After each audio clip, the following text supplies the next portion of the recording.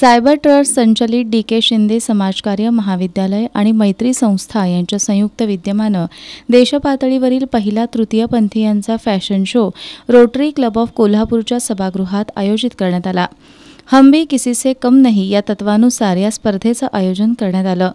संविधानाचं वाचन करून या स्पर्धेला सुरुवात झाली।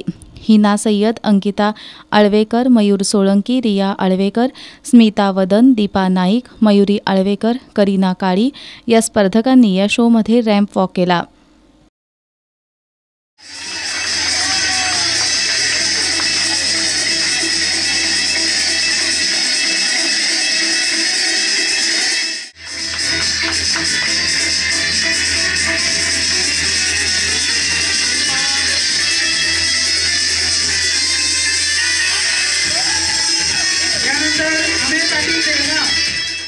यावेळी योगिता माने हिनं बहारदार लावणीचं सादरीकरण केलं।